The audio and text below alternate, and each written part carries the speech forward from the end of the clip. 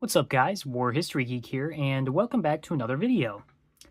Today we're going to be taking a look at another veteran grouping that I have, and I'm going to be sharing this person's story with you to try and bring life back to it, to try and share this story with generations to come, so that not only can the story remain alive, but future generations can continue to learn from it.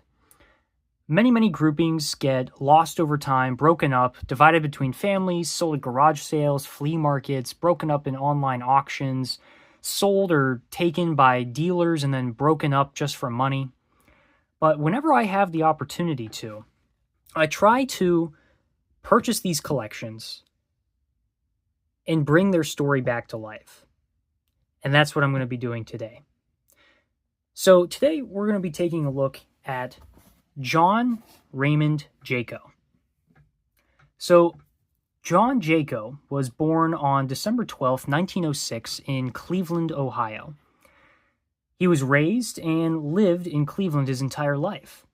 He registered with the Selective Service on October 16, 1940, as many other future servicemen did. And he married his wife later after his military service, Irma Ornix, sometime between 1946 and 1948. At the end of his life, John passed away on November 13, 1987 in Cleveland, and is now buried in the Holy Cross Cemetery in Brook Park, Ohio. So, John's military service started when he enlisted in the U.S. Army in Cleveland on September 4th, 1943. This made John a pretty unusual recruit, as this put him at 37 years old at the time of his enlistment. John then completed his basic training, and then volunteered for the Airborne in early 1944, where he was then assigned to the 325th Glider Infantry Regiment of the 82nd Airborne Division. This, once again, set John out from the rest, even more so than before, because now not only was he a 37-year-old enlistee, but he was also a 37 enlistee that volunteered for one of the most dangerous units of the Second World War. This recruitment at the time for the 82nd Airborne was to reinforce the division in preparation for Operation Overlord, or the invasion of Normandy, following their involvement in the Italian campaign. Following his volunteer for the unit, John was then stationed in England, where he conducted further landing training. John's combat began as he landed in Normandy with the 325th Parachute Infantry Regiment on June 7, 1944, where he saw 33 days of heavy combat, where the 82nd Airborne Division saw heavy casualties with a 46% casualty rate. The 82nd was then withdrawn to England for rest and refit and became assigned to the new 18th Airborne Corps in preparation for Operation Market Garden. On September 17, 1944, John landed in Holland alongside the 82nd Airborne Division and helped to capture several objectives in the region until once again being relieved and later placed in the reserves in France. As many know, Operation Market Garden was a hard-fought battle over multiple weeks in an attempt to liberate the Netherlands from German occupation. Once placed in reserves in France, the 82nd was then assigned to begin taking objectives in the Ardennes on December 20, 1944, in response to the surprise German offensive, which became known as the Battle of the Bulge. On December 23, 1944, the 325th Glider Infantry Regiment was overrun by the Germans at the Barricue-Faucheur crossroads. On January 3, 1945, the 82nd Airborne Division conducted a counterattack, which, on the first day, the 82nd captured 2,400 prisoners, but suffered very heavy casualties. On January 3, 1945, it was in this counteroffensive that John Jeko was injured in combat after being struck in the hand by artillery shrapnel, causing a compound fracture in the 5th metacarpal, or the pinky finger. John was then admitted to the hospital in January of 1945 and was later discharged in March of 1945. Following his discharge from the hospital, John then re-met his unit in March and continued pushing towards Germany, where the 82nd Airborne secured the Ruhr and captured Ludwigslust, where they accepted the surrender of General Kurt von Treptow and his 150,000-man army. Following the victory in Europe, the 82nd entered Berlin in August of 1945 and was prepping for Operation Downfall, or the invasion of Japan. But, fortunately for all of these men, the victory in Japan came and the unit was then relieved in November of 1945. John was discharged on November 30th, 1945, at the rank of Private First Class. For his service, John received the World War II Victory Medal, the Purple Heart, the Good Conduct Medal, European, African, Middle Eastern Campaign Medal with 1 Arrowhead device and 1 Campaign Star, the American Campaign Medal, the German Occupation Medal, the Distinguished Unit Citation, the Orange Netherlands Lanyard, and the Belgian Lanyard for his uniform. Now, John Jeko had a very, very interesting story. And as you can see here, as I've had on the screen for his story, is his portrait. Now, what's really interesting about his portrait is you can see here that he has his jump boots at the bottom with his pants bloused inside the jump boots, which is a really, really fantastic look. Coming up top, you see he has the earlier cut uniform, and on his right breast pocket, you have the Distinguished Unit Citation that the 82nd Airborne received, as well as his Purple Heart and a couple of his other awards there. Up top, you see his overseas cap, which unfortunately you can't see here, but I will include a picture closer up of his face, is his overseas cap with the patch for the 325th Glider Infantry Regiment. Now, moving on here, not only did I have the opportunity to collect John's portrait photo, but I was also gifted his certificate here from the United States of America and honors the memory of John R. Jeko. This certificate is awarded by a grateful nation in recognition of devoted and selfless consecration to the service of our country in the armed forces of the United States. Signed, Ronald Reagan, President of the United States. And that was, of course, given to his wife following his death.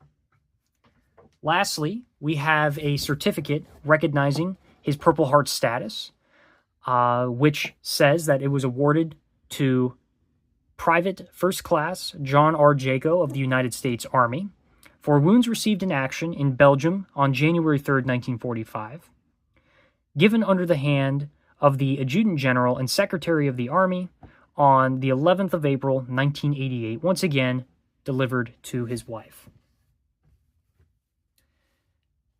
In addition to these certificates and photograph, I was also given John's awards. So as you can see here, we have the World War II Victory Medal, the Purple Heart, the Army Good Conduct, the European, African, Middle Eastern Campaign with 1 Arrowhead device for the Normandy invasion, as well as also representing his invasion in Operation Market Garden, the American Campaign, and the Army of Occupation Medal with the Germany clasp. Over here you can see John R. Jeko, the name, the ruptured duct discharge pin, as well as his rifle qualification badge and his carbine and submachine gun qualification badge. Now, this is just a really fascinating collection. In addition to this, we also have the 2 lanyards that I mentioned in the video that would have been worn on his uniform. However, judging by the casting of these medals, as well as the fact that these are still stitched, brand new from the factory, never worn on a uniform, my guess is that this was probably pieced together using original World War II medals in the 1980s for display in honor of his passing. So, unfortunately, I do not believe that these were issued to him. However, the historical significance is still quite high, as this did belong to the family of John R. Jeko. Now, one more item, or I should say one more story before I show the last item of this collection of mine, is This collection, as I've said a couple of times now, was gifted to me. As you saw in my most recent new acquisitions video, I recently acquired this collection in early 2024 from a man that lives in the Cleveland area, and he gifted this to me as a hope that I would do what he wasn't able to do, and that is to preserve the history and story of John Jeko and to carry this story on for generations to come, not only in honor of him, but in honor of all of the other servicemen that served during the Second World War, and for people to learn into the future from his story. On all accounts, John, even in late in life, was a great man. John and his wife lived in the Cleveland area, as I said before, and was very, very friendly with all of the kids in the neighborhood. All of the kids knew who they were, and they were often very helpful towards them. They wanted to see them succeed, and they were always had an open door for them to come and visit. The man that gifted these to me took care of John's wife into her very late years. She lived to be 103 years old and passed away in 2017. The man that gifted these to me was willed these items in her will upon her passing, as they had no living family left, and he was the one that took care of them into the last days of her life. He then entrusted these with me, stating that they were very good to him and that they were great friends, but it's time to pass these on to someone else who can take care of them. And that is what I am doing here.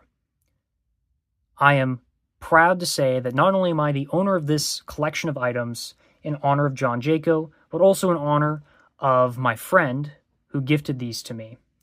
And as I've said, the other men and women who have served in our armed forces. One more item in this collection that I have the privilege of owning is the funeral flag of John Jeko from 1987. Now, the case is not original to what was gifted to me. This flag was gifted to me in the pile with the other belongings. However, I went to, I believe it was actually Hobby Lobby, and I purchased this case, just a very simple, affordable case, so that I could do justice to this flag in a future display. In terms of collecting, having the opportunity to handle and own and preserve and tell the story of a man who served in perhaps one of the most prestigious units in the history of the United States military, one that served in some of the most major battles in the Second World War. John saw the beaches of Normandy. John saw the fierce combat in the Netherlands in Operation Market Garden and where the shortcomings and successes were in that battle. John saw the fierce fighting in the frozen forests of the Ardennes in the Battle of the Bulge. John saw just about every fiercest, darkest moment in World War II, at least in the European theater. And yet, he still later in life continued to love life and was great to the people around him. And I think that that certainly says something to us today that hopefully we can take away from. So with all of that in mind, I wanted to keep this video relatively short, but just to tell the story of John and how I acquired this collection of items. If you guys enjoyed, make sure to leave your thoughts down in the comments and try to take something away from this video. You know, whether that be just enjoying the opportunity to see this collection that I feel incredibly honored to own, or to possibly learn a lesson from John's life and try to carry that on into your life as well. With all that in mind, once again, thank you for watching. I hope you enjoyed this new format. It's a little bit different than what I've done before, a little more somber, a little more rigid in terms of how I talk about the story. However, I hope to continue this into the future because, of course, the main reason that we collect these military artifacts is not necessarily for the monetary value or the collector's value or anything else, but it's the stories of the men and women that these items hold. Or at least that's the main reason that I collect. So I hope that this video was able to capture my sentiment in why I collect military artifacts. So, make sure to stay tuned for more in the future, and I will see you in the next one. Bye.